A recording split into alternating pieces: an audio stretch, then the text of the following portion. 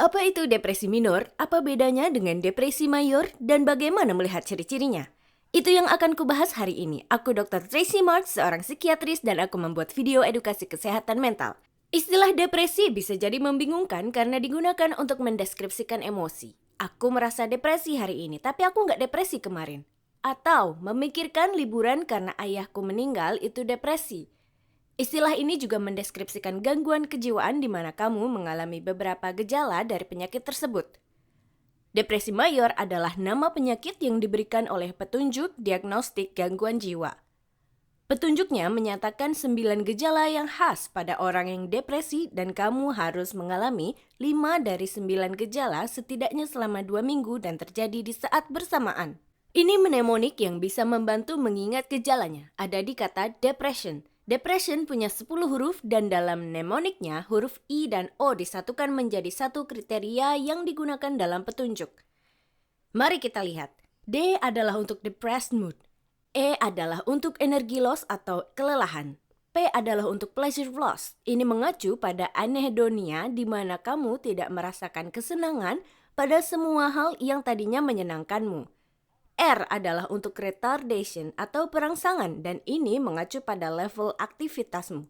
Depresi bisa membuatmu lamban atau gelisah. E untuk eating change dan nafsu makanmu bisa naik atau hilang atau kamu hanya akan makan lebih sedikit. S untuk sleep change dan ini bisa jadi lebih sedikit tidur dari biasanya, bolak-balik badan sepanjang malam, atau tidur lebih dari 10 jam dan masih belum berasa cukup. S untuk suicidal thoughts. I untuk I'm a failure atau hilang percaya diri dan kamu bisa merasa putus asa. O untuk only me to blame, yang mana adalah rasa bersalah juga disebut sebagai perenungan bersalah. Dan sekali lagi, I dan O menjadi satu kriteria yang melibatkan cara berpikir negatif ini. Dan N adalah untuk no concentration. Seperti yang bisa kamu lihat, ada banyak gejala yang lebih dari perasaan sedih. Juga untuk diagnosa, 1 dari 5 hal harus merupakan suasana hati, depresi, atau ketidakmampuan untuk merasakan kesenangan pada apa saja. Apa yang kamu lakukan kalau merasakan semua ini? Beberapa orang menjalani penderitaan tanpa pengobatan dan ini sebuah perjuangan. Episode depresi mayor menyebabkanmu kesusahan menyelesaikan perintah atau tugas. Kamu mungkin tidak makan atau hanya makan makanan cepat saji. Kamu bisa bolos kerja atau sekolah karena tidak bisa bangun tidur. Jika seorang memaksamu bangun, kamu mungkin mengantuk dan tidak bisa fokus, sehingga kamu terjebak di mode zombie selama sejam atau 2 jam. Kamu bangun, tapi kamu hanya tempurung yang bergerak. Dan kamu tidak bisa bekerja seperti itu. Seringkali orang dalam tipe depresi seperti ini butuh perawatan dalam bentuk terapi dan atau pengobatan. Seringnya episode depresi mayor dibatasi diri sendiri. Maksudnya mereka datang dan pergi dengan sendirinya setelah 3 hingga 12 bulan. Baik dalam perawatan maupun tidak. Beberapa orang bergejala yang bertahan lebih lama. Tapi yang biasanya terjadi depresi mayor adalah penyakit berepisode yang datang, singgah sejenak, dan pergi, tapi kembali lagi. Jika kamu tidak dalam pengobatan, dia bisa datang dalam beberapa bulan atau tahun lagi. Jika kamu mengalami episode pertama, ada kemungkinan 50% penyakitnya tak akan datang lagi. Tapi ketika dia datang lagi, ada kemungkinan lebih besar dia akan datang lagi di beberapa waktu mendatang. Jadi itu depresi mayor. Apa itu depresi minor? Depresi minor bukanlah istilah resmi atau penyakit. Dia lebih seperti deskripsi depresi yang lebih ringan. Dalam depresi minor atau ringan, kamu mengalami 2 hingga 4 gejala depresi. Jadi contohnya, kamu bisa saja merasa sedih dan tidur yang gelisah. Itu 2 gejala. Dan kamu mungkin berpikir, apa bedanya dengan hari yang buruk di mana ada yang membuatmu sedih dan kamu tidak bisa tidur nyenyak malamnya? Dalam gejala depresi ringan, mereka masih bertahan setidaknya 2 minggu dan seringnya lebih lama.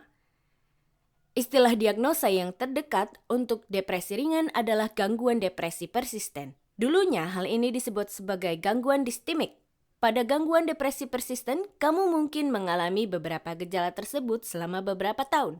Ini seperti awan depresi kelas bawah yang menggantung yang memengaruhi perasaanmu tapi tidak menghalangimu untuk menyelesaikan pekerjaan sehari-hari seperti kerja, sekolah, atau membereskan rumah.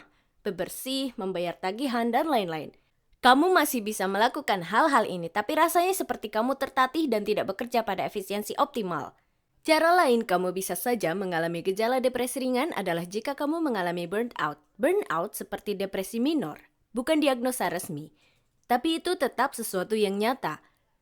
Ini terjadi saat kamu bekerja keras tanpa penghargaan yang cukup, dan penghargaannya tak harus berupa materi. Malah, kamu bisa melakukan sesuatu yang bayarannya tinggi, tapi uangnya tak bisa menutupi fakta bahwa kamu menuangkan sepenuh jiwamu pada pekerjaan, tapi itu terasa tak berarti. Atau kamu bisa jadi dikritik seberapa keras pun kamu berusaha. Atau beberapa orang atau hal memberimu tuntutan tak masuk akal, yang tetap harus kamu kerjakan tanpa menganggap apa yang kamu korbankan. Dan kamu mungkin merasa sistemnya hanya menghancurkanmu, menyia-nyiakanmu, dan meninggalkanmu untuk pekerja selanjutnya yang siap mengabdi.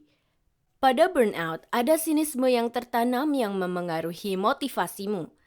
Kamu juga merasa kelelahan dan bahkan tugas kecil yang gampang untukmu sekarang rasanya sangat berat. Kadang burnout bisa terasa atau terlihat seperti depresi, tapi alih-alih merasakan semua gejala, kamu merasakan beberapa seperti kelelahan, perubahan nafsu makan, atau kesusahan menikmati aktivitas yang menyenangkan. Aku menyebutkan depresi mayor biasanya membutuhkan perawatan seperti terapi atau pengobatan. Hal ini tak dibutuhkan pada gejala depresi minor. Nah, bagaimana menurutmu? Pendekatan natural pada perawatan gejala depresi ringan membutuhkan 150 menit seminggu dengan senam aerobik, dan itu aerobik sedang seperti jalan cepat. Gerakan seperti ini membantu depresi bahkan gejala ringan, melalui perubahan kimia di otak. Aku membahas tentang ini di video tentang olahraga dan depresi. Hal selanjutnya yang bisa dilakukan adalah mengubah diet. Diet Mediterania telah teruji mengobati depresi tanpa memakai obat atau terapi. Aku juga punya video untuk itu dan akan kutautkan videonya di deskripsi. Pendeknya, diet Mediterania melibatkan mengurangi daging. Contohnya, sekali makanan berdaging sehari, makan banyak ikan, makan lebih banyak sayur, dan lemak sehat seperti kacang dan alpukat.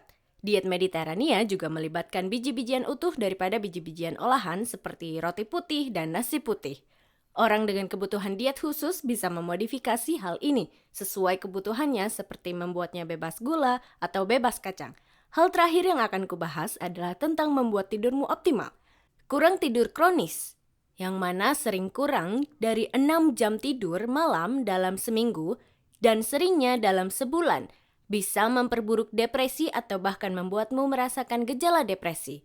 Dan banyak yang bisa kamu lakukan untuk menambah kualitas tidurmu, tapi satu hal yang akan kubahas adalah memakai kacamata penghalang sinar biru 2 jam sebelum tidur.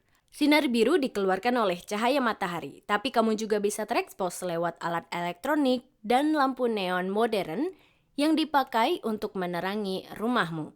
Paparan sinar biru ini bisa menunda atau mengurangi pelepasan melatonin. Melatonin adalah hormon tidur, dan aku pernah membahas tentang penggunaan kacamata anti sinar biru pada orang dengan gangguan tidur atau di terapi gelap untuk gangguan bipolar. Tapi di sini kamu memakai kacamata untuk menjaga tidurmu teratur. Aku memakainya tiap malam sebagai rutinitas tidurku. Obat tidur seperti Ambien, Lunasta, atau obat terbaru Dayvigo bisa membantumu mendapat tidur nyenyak jika diminum selama beberapa minggu. Mengganti waktu tidur yang kurang bisa membuat perbedaan pada suasana hatimu saat kau mengalami depresi ringan akibat kurang tidur. Kamu bisa menganggapnya sebagai solusi jangka pendek, jadi kamu tidak bergantung pada sesuatu untuk membantumu tidur tiap malam. Dan jangka pendeknya bisa jadi 1 hingga 3 bulan. Jika masalah tidurmu adalah bagian dari kebiasaan jelek seperti tak mempunyai waktu tidur teratur, begadang, atau memakai alkohol untuk terlelap, ini baru beberapa alasan. Obat tidur bisa membantumu menerapkan rutinitas tidur. Contohnya, jika kamu tidak tertidur sampai jam 1 pagi, tapi kamu perlu bangun jam 7, ini akan susah jika bukan tidak mungkin untuk tertidur jam 10 malam dengan usaha sendiri. Kamu bisa memundurkan tidurmu, tapi kamu perlu memajukannya. Mengonsumsi sesuatu yang bisa membuatmu tidur lebih awal, bisa membuatmu mengatur ulang jam biologis tubuh agar tidur lebih awal dan membuat jadwal itu jadi jam tidurmu. Memakai kacamata anti sinar biru 2 jam sebelum tidur dan tidur memakai penutup mata untuk menangkal cahaya di dalam ruangan bisa membantumu tidur pada jam yang kamu mau. Jadi ini solusi alami untuk gejala depresi ringan. Apa ini artinya kamu tidak bisa pakai obat? Tidak. Antidepresan mungkin membantu gejala depresi ringan, tapi kamu harus membandingkan efek samping dari obat tersebut dengan keuntungannya. Jadi, jika perawatan alami membuatmu lebih baik, itu lebih berguna daripada meminum obat. Juga penting untuk diketahui bahwa penyembuhan depresi bukan berarti tidak ada gejala. Kamu mungkin masih merasa perubahan nafsu makan atau masalah tidur dan masih dianggap berada dalam masa remisi dari depresi dengan pengobatan. Jadi, jika kamu mulai merasakan 3 gejala, kamu mungkin tidak mau mengonsumsi obat hanya untuk meredakan salah satu dari 3 gejala itu. Untuk lebih lanjutnya tentang artinya sembuh dari depresi, tonton video ini. Ada juga video tentang olahraga dan depresi. Terima kasih telah menonton, sampai jumpa.